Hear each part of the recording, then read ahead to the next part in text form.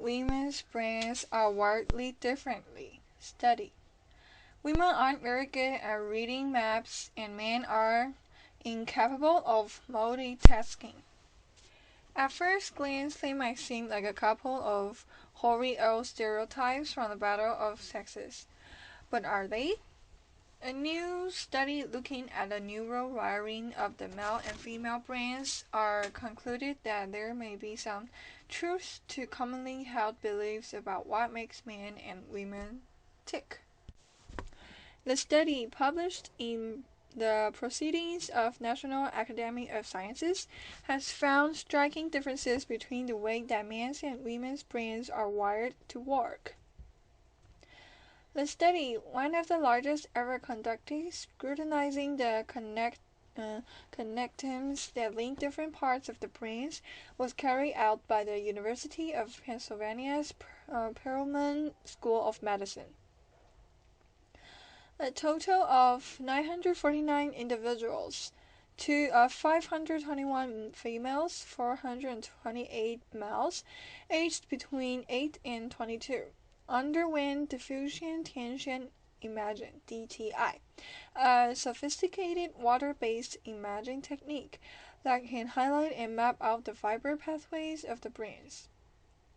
The study found a greater degree of neural connectivity from front to back within one hemisphere in males, suggesting brains were wired to facilitate connectivity between perception and coordinated action. Women's brains, meanwhile, were wired between left and right hemispheres, indicating that facilitated communication between the analytical and intuition, the study found. These maps show us a stark difference and complementarity in the architecture of the human brain that helps provide a potential neural basis as to why men excel at certain tasks and women at others, said Rajini Verma, a radiology department professor at Perelman who worked on the study. The study reported that, on average, men are more likely better at learning and performing a single task, such as navigating. Women, meanwhile, were likelier to have superior memory and social cognition skills, making them better equipped for multitasking and creating solutions which could work for a group. It's quite striking how complementary the brains of women and men really are, said one of the study's authors, Ruben Gurr. Sign language interpreter at Mandela Memorial happy with performance. A South African sign language interpreter accused of gesticulating gibberish during a memorial to Nelson Mandela defended his champion performance on Thursday, but said he may have suffered a schizophrenic episode while on stage.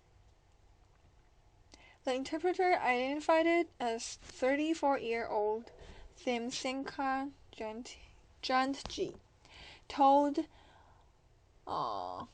Johannesburg Star newspaper he started hearing voices in his head and hallucinating, resulting in gestures that made no sense to outraged deaf people around the world. There was nothing I could do. I was alone in a very dangerous situation. I tried to control myself and not show the world what was going on. I'm very sorry. It's the situation I found myself in, he told the paper. He did not know what triggered the attack, he added, saying he took medication for his schizophrenia. Millions of TV reviewers say Jantji interpreting on Tuesday at the Mandela Memorial attended by leaders from around the world, but South Africa's leading deaf association on Wednesday denounced him as a fake, saying he was inventing signs. However, in a radio interview, Jantji said he was happy with his performance at the memorial to the anti-apartheid hero, who died a week ago aged 95. Absolutely. I think that I've been a champion of sign language, he told Talk Radio 702. The controversy has overshadowed South Africa's 10-day farewell to Mandela, whose remains were lying in state for a second day on Thursday at the Union Buildings in Pretoria, where he was sworn in as the nation's first black president in 1994. Revelations about James G's unconventional gestures. Experts say he did not know even basic signs such as thank you or Mandela, sparked a hunt for the mystery mimer on Wednesday. The government, which was in charge of the mass memorial, said it had no idea who he was, as did the ruling African National Congress (ANC), even though footage from two large ANC events last year showed him signing on stage next to Zuma. Australian court rejects law allowing gay marriage. Australia's highest court struck down a landmark law on Thursday that had begun allowing the country's first gay marriages, shattering the dreams of more than 2,000 same-sex newlyweds whose marriages will now be annulled less than a week after their weddings. The federal government had challenged the validity of the Australian Capital Territory's law that had allowed gay marriages in the nation's capital and its surrounding areas starting last Saturday. For Ivan Hinton, who married his partner Chris Steele on Saturday, the result was heartbreaking. The couple just received their marriage certificate on Wednesday and immediately applied to change their surnames to Hinton-Tell. Still, Hinton said he didn't regret going through with the wedding and will always consider Tell as his husband. This was an unprecedented and historical opportunity, he said. I wouldn't have missed it for the world. The federal government's lawyer had argued that having different marriage laws in various Australian states and territories would create confusion. The ACT, which passed the law in October, said it should stand because it governs couples outside the federal definition of marriage as being between members of the opposite sex. The High Court unanimously wrote that the ACT's law could not operate concurrently with the Federal Marriage Act, which was amended in 2004 to define marriage as between a man and a woman. The Marriage Act does not now provide the formation or recognition of marriage between same-sex couples. The Marriage Act provides that the marriage can be solemnized in Australia only between a man and a woman. The court said in a statement issued alongside its ruling, the Act is a comprehensive and exhaustive statement of the law of marriage. Rodney Crew, National Director of the advocacy group Australian Marriage Equality, said his group knows about 30 same-sex couples who have married since Saturday, though the actual number may be slightly higher. The court decision essentially nullifies their marriages, as it means the ACT law under which they were wed was invalid. Alan Wright, who married his partner Joe Player just minutes after midnight on Saturday, said the court's decision has inspired him to fight even harder for equality and focus his efforts on getting the federal government to change the law. I'm not immensely proud to be part of a very unique, committed, and courageous group of people who, despite probably deep down knowing that it was going to be overturned, still stood up and saying, no, we're going to do this, Wright said. In 10 years' time, I will look back at this as being a very proud moment. In its decision, the court wrote that the federal government is responsible for deciding whether same-sex marriage should be legalized. The ruling means that no Australian state or territory can make that decision, said Sydney University constitutional lawyer Anne Twomey. Lyle Shelton, Managing Director of Australian Christian Lobby, which opposes same-sex marriage, praised the court ruling and said common sense had prevailed. As for the ruling's impact on the newly wedded couples, Shelton said it was really sad that they were put in a position in which they were allowed to marry before the court handed down its judgment. Prime Minister Tony Abbott opposes gay marriage, and his coalition blocked two federal bills last year that would have allowed legal recognition of same-sex partnerships. The ruling comes a day after India's Supreme Court struck down a 2009 lower court decision to discriminate homosexuality. Gay marriage has legal recognition in 18 countries as well as 16 U.S. states plus the District of Columbia. Is it time to evaluate Ringo Starr? One problem with being as big as the Beatles is that myths getting ingrained and are repeated so often that day after a new decade they're treated as fact. Ringo Starr may be one of the four most famous people ever to play in a rock and roll band, but he's also popularly perceived as one of the luckiest. His contributions to a legendary legacy dwarfed by those of John Lennon, Paul McCartney, and George Harrison. If anyone's due for a re-evaluation in the most famous rock band of all time, it's Richie Starkey, born 73 years ago in Liverpool. The publication a few weeks ago of Mark Lewinson's tune in The Beatles, All These Years, Vault First, the first of what is likely to be a definitive three-volume biography, goes a long way toward giving Ringo his due. It's one of the things I like best about a book that doesn't just rehash the same old Beatles stories, but deconstructs, revises, and sometimes rebukes them. Starkey was a sickly child and a no-hoper student, in Lewison's telling, but he grew into an accomplished girl magnet and one of the best dancers in Liverpool. A guy who could flip-flop and fly the girls on the dance floor. He ran with a rough crowd, a gang of teddy boys, and he could play the drums. At one point, he was playing with as many as 3 bands at night, so in demand were his skills as a musician who helped bridge the gap between the short-lived skiffle era and rock and roll. In 1960, with Ringo Starr on drums, Rory Storm and the Hurricanes were the city's biggest band. The Beatles coveted Starr's skills but were somewhat intimidated by him. He looked the nasty one, Harrison once said.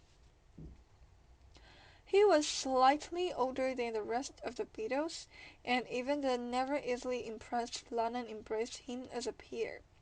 So did McCartney, saying, "He's a grown-up. Ringo always is, always has been.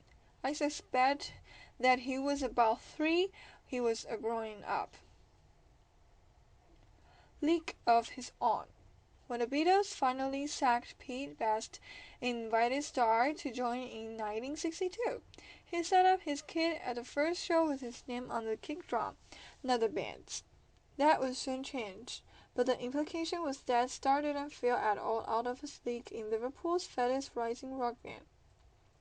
They needed him perhaps more than he needed them, given the deficiencies of Best, who was essentially a one-trick basher and was holding them back. Harrison rhapsodized about Starr's debut on 18th August 1962. From that moment on, it gelled. The Beatles just went on to a different level. He was the guy the Beatles always wanted, Lewison told me in a recent interview. He was everything Pete Best wasn't. He was rock steady, he could play all the styles, his style was sympathetic to everything they did. He brought an extra element to their songs that was in complete tune with what they're thinking. He was the missing piece, even if Beatle producer George Martin didn't immediately recognize it. Martin brought a session drummer to help the Beatles record their first single for EMI, a slight that strained Ringo's relationship with the producer for years, though it's Ringo's version of "Love Me Do" that was eventually released as the single's A-side. Andy White played drums on the B-side, "T.S. I Love You." Shapeshifter. It also fed into the idea that Star was somehow not good enough, amplified by Ringo's own insecurities about joining the inner circle of the tight-knit trio up front. But those doubts evaporated when the band returned to Abbey Road studio 2 months later to record Please Please Me. There was no studio drummer in place this time, and Ringo's live-in-the-studio performance with the other three band's members exploded out of the speakers. Martin, usually ultra-reserved about such matters, told the band they'd just make a #1 record, and he was right. Starr's work on the Beatles recordings is astonishing, even if it didn't jump out in the way the drumming of other 60s icons did. The non-stop fury of the Who's Case Moon, the African-inspired virtuosity of Cream's Ginger Baker, the thunderous swing of Led Zeppelin's John Bonham. Ringo almost never gets name-checked as an innovator, in part because he didn't play solos, except for the exquisite drum break on the end from the 1969 Abbey Road album. But consider how he makes the complicated shifts in Meltear sound effortless on Here Comes the Sun, the rolling, proto-metal tom-tom groove of Rain, the tribal dance thump of Tomorrow Never Knows, the hi-hat work on Come Together, the syncopated propulsion of Ticket to Ride. Starr gave each song exactly what it needed, but he didn't call attention to himself while doing it. The only thing flashed around Ringo were the rings on his fingers, which inspired his nickname, and the mega white ring they wore on stage. He's nowhere near as flashy as so many drummers, but that isn't what the musician wanted, Lewison told me. He brought his personality to the kids, but he wasn't flash. The Beatles recorded 215 tracks between 1962 and 1970, in all these different styles. And how many tracks have bad drumming? The answer is 0. Tricks to get tired eyes looking fresh again after long nights. There are several studies that show women sleep differently than men. Women sleep on average an hour longer than men, but it takes them longer to get to sleep and they wake more often in the night. Women also tend to suffer from sleep deprivation from frequently. Add to that the occasional long night or two, extended conversations with a friend on the phone, or overtime at work, and it's no surprise that skin can look unhealthy and eyes tired from lack of sleep. It may be difficult to prevent the cause of lack of sleep, but you can do something about its visible effects. Makeup artist Michael Longnick recommends using a day cream containing hyaluronan or special creams made from herb extracts. They promote blood flow to the skin and give it a fresher look. Dermatologist Utah Scholesberger says a facial mask impregnated with highly concentrated nutrients can also rejuvenate skin in record time. Rings around eyes and puffiness are a sure sign of sleep deprivation. The skin below the eyes are especially soft, and poor blood flow caused by the short nights can make itself visible very quickly. A side effect of lack of sleep is that it takes longer for lymph fluid to drain away. The combined result is swollen eyes. Active ingredients that moisturize the skins are very popular at the moment, says Elena Halfenbein from the German Cosmetics Distributors and Marketing Association. Taking pictures to remember, they help you forget. Taking a picture to help you remember something might end up having the opposite effect, according to research published in United States. A study released this week showed that people who took photographs of items during a museum tour were less likely to remember details than those who merely looked at the objects. That is a lesson for a world growing accustomed to instant photo sharing on Facebook, Twitter, and on other social networks, says psychological scientist Linda Henkel of Fairfield University. People so often whip out their camera almost mindlessly to capture a moment, to the point that they are missing what is happening right in front of them, said Henkel, author of the study, which was published in the journal Psychological Science. Henkel set up an experiment in a university's museum, in which students were led on a tour and were asked to take note of certain objects, either by photographing them or by simply observing them. The next day, their memory of the objects was tested, and participants were less accurate in recognizing the items they had photographed compared to those they had only observed. Henkel said this is the photo-taking impairment effect. When people rely on technology to remember for them, counting on the camera to record the event and thus not needing to attend to it fully themselves, it can have a negative impact on how well they remember their experiences, she said in a statement. A second group offered a slight variation on the findings. Those taking a photograph of a specific detail on the object by zooming in on it with the camera seemed to preserve memory for the object, not just for the part that was zoomed in on, but also for the part that was out of frame. These results show how the mind's eyes and the camera's eyes are not the same, Henkel said, adding that memory research indicates taking pictures can help people remember, but only if they have time to observe and review. An overabundance of pictures might make that harder. Research has suggested that the sheer volume and lack of organization of digital photos for personal memories discourages many people from accessing and reminiscing about them, Henkel said. To remember, we have to access and interact with the photos, rather than just amass them. Happy Hakka Day!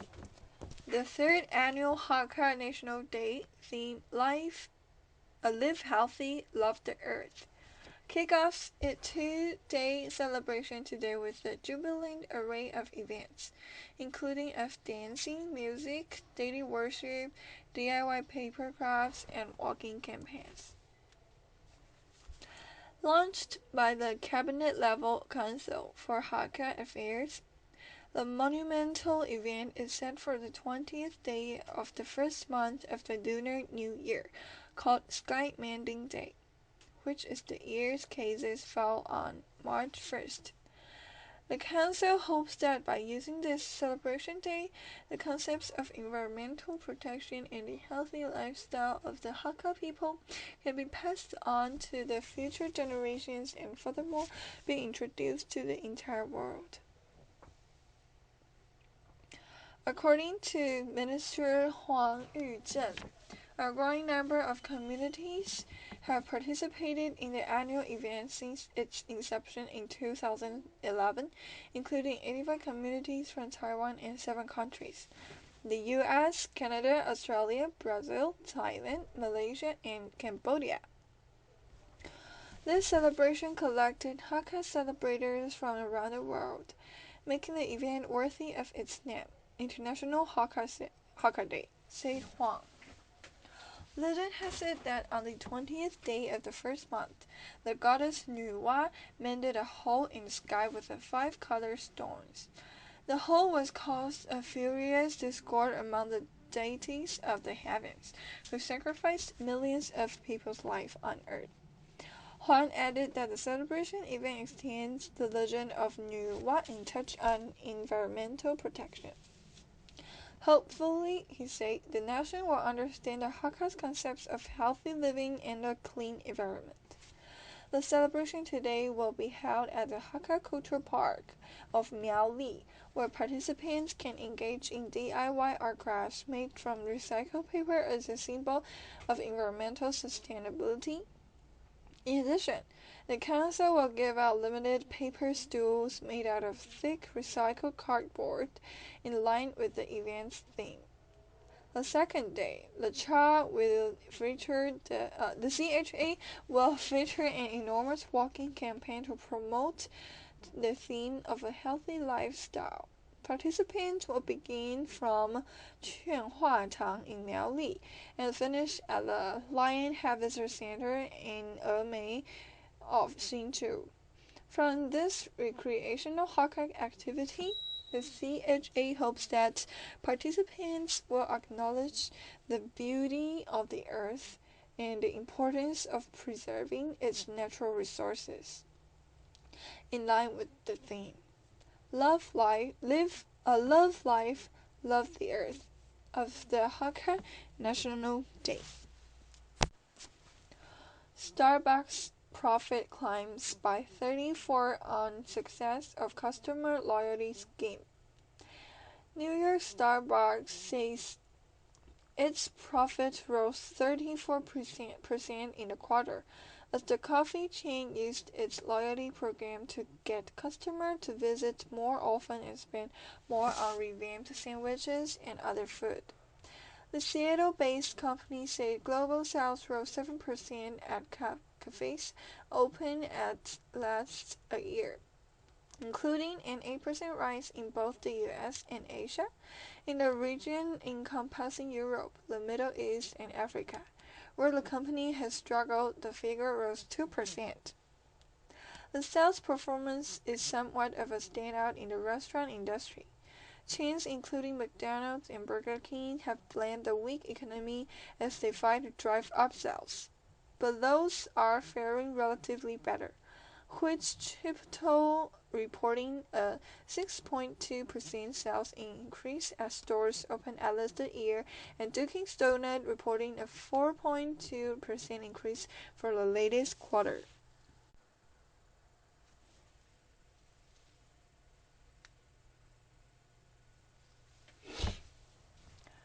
Sydney Opera House's tiles up for virtual sale. Sydney. The Sydney Opera House has come up with a novel new way to raise funds and boost the building's profile by selling virtual ownership of the tiles on its tallest sale. On Monday, 125,000 of the tiles went on sale, with the Hollywood star Hugh Jackman among the first to put his money behind the initiative, which hopes to raise AU $50 million. Under the scheme, people can buy a tie online for between AU 100 to 400 in a high-tech campaign called Our on Our House to help fund renewal of the building and ensure more free events for the public. They will not physically own a tie, but using laser mapping technology can personalize their virtual tile with a photo and message. Form virtual tile communities, share it through social media, and search for other housemates to see what they have done. The Opera House is a World Heritage masterpiece that belongs to all of us, said Jackman, who lives in Sydney. Own our house is a great way for people to show their pride and affection for one of the world's greatest icons.